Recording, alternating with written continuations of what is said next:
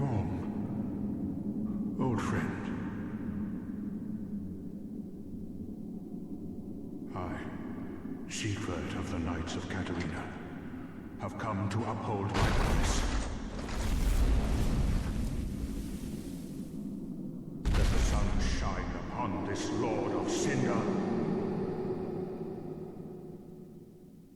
Very few things remain consistent across the Dark Souls trilogy, as each of these games take place in unique parts of the world and across different decades. However, one consistency among these games is the mistreatment and subjugation of giants. Giants, regarded as lack-witted beasts, have been the subject of abuse seemingly all over the world for as long as can be recounted. But there doesn't seem to be a single source for this hatred.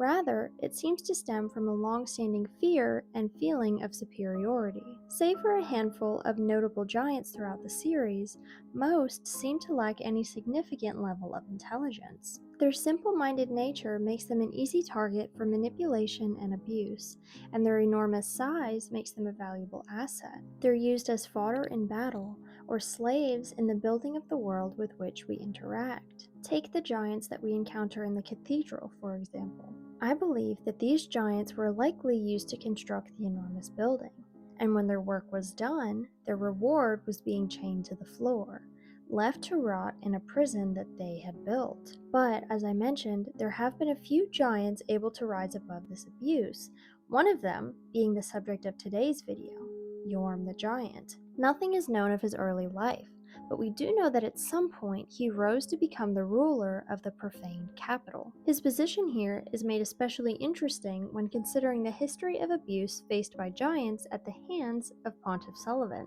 The Profaned capital is a city within Irithyll, which is the Pontiff's area of control. And while it's unusual to see a giant rise to power in general, it's especially strange to see it take place here, where the Pontiff's opinion of giants would undoubtedly be pervasive. But the explanation for Yhorm's unusual position can be found within the description of his soul, which reads, Yhorm is the descendant of an ancient conqueror, but was asked by the very people once subjugated to lead them, serving as both a weighty blade and a stone-hard shield. The people of the Profaned capital were desperate for protection, and Yhorm, somehow by virtue of his relation to this conqueror, was chosen. And as for the identity of this ancestor, there are two main theories. While some believe that the conqueror is the giant lord from Dark Souls 2, I find it more likely that the description is referring to High Lord Walnir.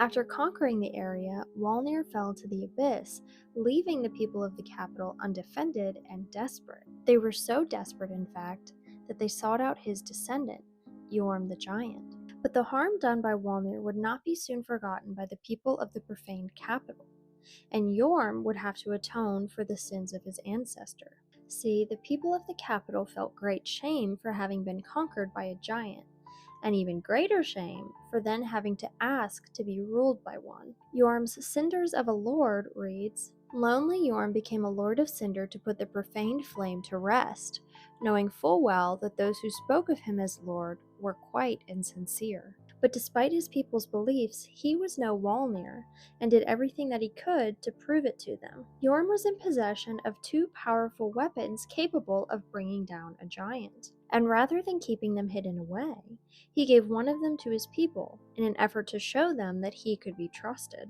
But this seems to have done little to quell the bitterness within his kingdom, and soon a much larger problem would emerge. The Profaned capital wasn't the original name for this city. Rather, it came to be named this way as a result of the great sin committed there. As we know, Gwyn's original flame is far from the only kind, being used to create different types of fire with different characteristics. In this case, the fire created was merely a crude impersonation of Gwyn's flame, and set into motion the chain of events that would lead to not only the downfall of the city, but also its mighty ruler. Within the city, a group of women set out to create their own flame, unaware of the monstrosity that would be unleashed. Due to their blood relation to a certain mysterious oracle, their flame went awry, irreversibly changing not only their physical forms, but also the city as a whole. The description for Eleonora, a weapon found within the beasts of the city, reads, The Profaned Flame was triggered by the curse of these women, relatives of a certain oracle. But despite their culpability, they went on living without any cares. These monsters aren't random grotesqueries that moved in the wake of this event. Rather, these are the women responsible for the creation of the Profaned Flame, forever mutilated by its power. The women, corrupted by the flame in both mind and body, remain unaware or simply unbothered by the state of their own being. We do get a glimpse of what these women looked like, however, when we return to the capital, long after the initial creation of the flame. More women have taken up the mantle of tending to it, as their predecessors are now, well, indisposed. Yhorm, watching his kingdom crumbling around him, knew that he had to do something to stop the spread of this flame. Up until this point, he had given nearly everything he had to his people, and the only thing he really had left to give was his own life. Yhorm believed that by sacrificing himself and using his own soul to link the flame, he would cleanse his beloved kingdom of the profaned flame that was now ravaging it. He hoped that by giving his life to protect his people, they would finally come to see him as the savior that he had tried so hard to be. And so it was done. Yhorm allowed his body to be consumed by the fire, burned as kindling for its consumption. But something went wrong. Perhaps because the soul of a giant is more powerful than the soul of a human, or because of the inherent nature of the profaned flame, the fire that he invited to take his body didn't stop at him. It went on to incinerate the entire kingdom, killing all of the people that Yhorm died trying to protect. The description of the profaned flame pyromancy reads, "The profaned capital was consumed by fire after Yhorm the giant became a lord of Cinder. The fire, born of the sky, is said to have incinerated naught but human flesh. Yhorm, unaware of his mistake, welcomes his death, believing that it will allow his people to continue living peaceful, happy lives. And after all, he knows that they won't be pained by his loss." But the story of lonely Yhorm can't be told without also talking about his only friend, who stayed true to him both in life and in death. For fans of the series, seeing Siegward for the first time undoubtedly brings back bittersweet memories from the first game. And unfortunately, Siegward's story is no less tragic than those of the Onion Knights from Dark Souls 1. His lore is clouded in mystery, but we know that, like us, he has been resurrected to bring the lords back to their thrones. Siegward's quest, though, hinges on his ability to make it back to the profaned capital, which we are able to help him with. As, in true Katarina Knight fashion, Siegward excels at fighting, but struggles when it comes to using his head. We first encounter him in the Undead Settlement, and after helping him solve his elevator conundrum, he helps us take down a fire demon. During this fight, he has 3 miracles that he can use, one of them being Sacred Oath. And while we know that the Knights of Katarina are followers of Gwyn and use miracles related to him, this one is different. Its description reads, "Miracle of those chosen by the Sunlight Covenant. Temporarily boosts attack and damage absorption for self and those in vicinity. This is the tale of the sun's firstborn, his faithful first knight, and the brave dragon slayer who served them both." Based on this, we can infer that Siegward is a warrior of sunlight, which is interesting considering the relation between this covenant and Gwyn. Perhaps Siegward was raised in Katarina as a devout follower of Gwyn, but upon leaving and seeing the state of the world around him, changed his allegiance. Traveling back in time to before the fading of the fire, perhaps Siegward sought shelter in the profaned capital before it became the city of sin, and wanted to thank the ruler of the land for their generosity. The people of the city spoke ill of their lord, but Siegward, true to his kind-hearted nature, chose to thank him anyway. Upon meeting Yhorm, the two became great friends. For Siegward, Yhorm was one of many friendly faces in the world. But for Yhorm, Siegward likely represented the only light in his world of isolation. Remember my referencing to the 2 mighty weapons that Yhorm possessed? Well, he gave one storm ruler to his people to gain their trust, and the other he gave to Siegward, the only person in the world that he considered a friend. Yhorm made Siegward promise that if he should ever stray from his duty and refuse to protect his people, that Siegward should find him and strike him down. They both likely believed that Yhorm's sacrifice here would be enough to put an end to the Profaned Flame and save the capital. And so, Siegward said a final goodbye to his dear friend, and left with the Storm Ruler in hand, likely expecting it to be the last time that the two would ever meet. After these events, we know nothing of what Siegward went on to do, or even how long he continued living after Yhorm's death. But I doubt that he ever returned to the capital, for with his dear friend gone, there was nothing left for him there. At some point, Siegward passes on, still in the possession of the Storm Ruler, perhaps thankful that he never had to make good on his promise. And then, the bell tolls. Yhorm, a Lord of Cinder, is among the first to be resurrected. He awakens in a world of ash, understanding that the flame is fading, and that it is his duty to once again act as kindling. Likely, Yhorm was accepting of this duty, having already sacrificed himself once to save his people. And if another sacrifice could mean further serving his beloved kingdom, why shouldn't he? But before accepting his fate, he decides to travel back to the profaned capital, to once more gaze upon the kingdom that he had done so much to protect. He makes the journey back, maybe even expecting a hero's welcome, for his people surely have now seen his good nature. But upon arriving, he realizes that something is very wrong. His once bustling city has been reduced to silence and ash.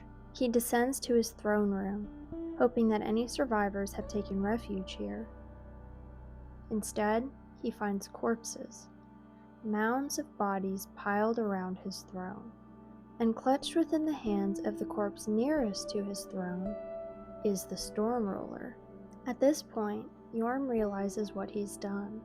By acting as kindling to link the flame, he inadvertently sacrificed his entire kingdom. And even worse, the Profaned Flame managed to survive, making this massacre utterly pointless.